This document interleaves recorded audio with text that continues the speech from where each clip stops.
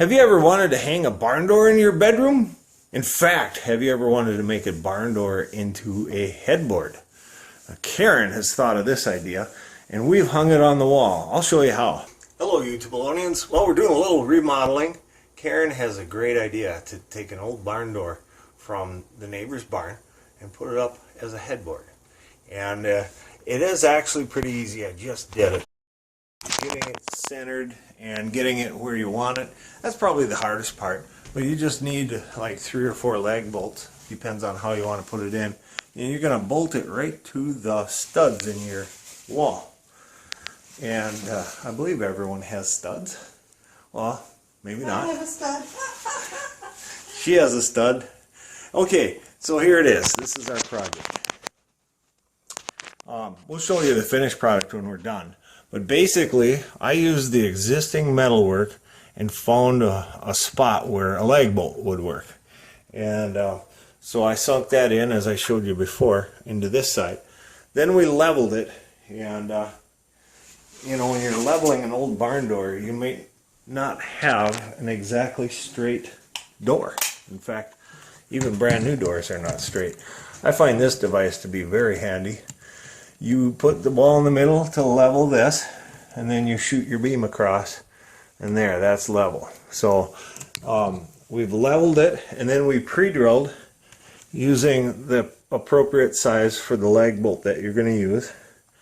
And then I also used this 1-inch. This is a 1-inch wood boring bit. You could also use a 1-inch drill bit as well. This is usually used to put in this section of your doorknob. So you drill in this direction. But you can also use it to pre-drill so that you can countersink your bolt.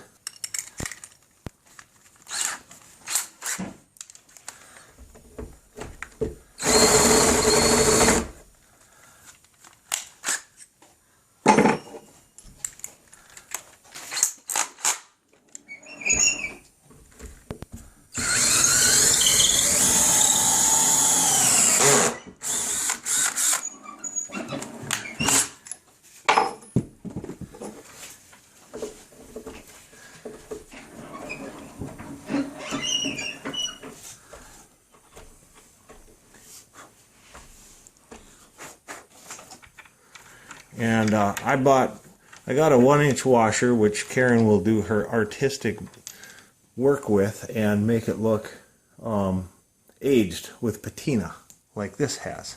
It'll match what this looks like. Anyway, that's countersunk because you don't want to bump your head on that and scratch yourself open. And then basically that washer fits in there just like a charms, because that gives it a lot of extra strength in attaching it to the wall. And you simply use whatever tools you have to tighten it down, and it secures it right into the wall. Make sure you pre-drill.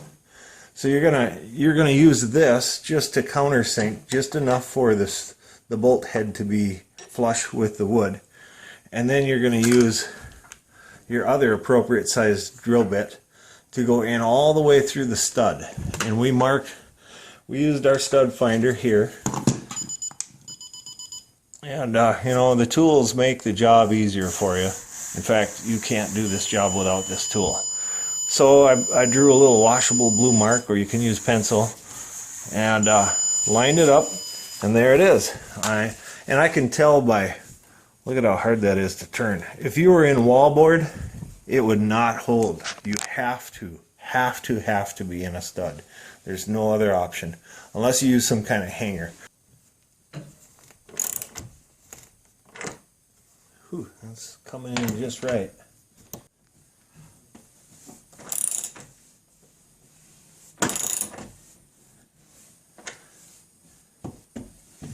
Look at that, nice and tight. Right to the wall. That's not going anywhere. That's not going to fall on anyone's head.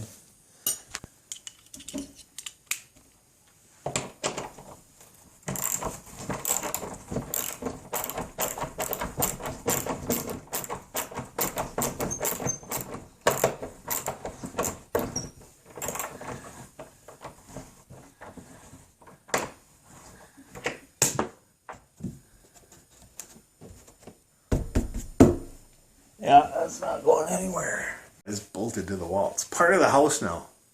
Which if we show the house to sell ever, we gotta take it off because you can't. Anything attached to your house sells with the house. We could make a disclosure on it too and say, or a exclusion piece of paper, a legal piece of paper that you write up and say, it's bolted to the house, but it's mine. So there it is, well hung, a barn door on the wall. Look at that. Ooh, the geese are coming. Low approach, Sadie. You see the geese? Where's the geese? Get them, Sadie. Be cool. You. The best part, nobody wants to hear a headboard banging. Yeah, kind of So, what I'm thinking. It's not going to bang, right? absolutely not. It's bolted to the wall. It's part of the house now.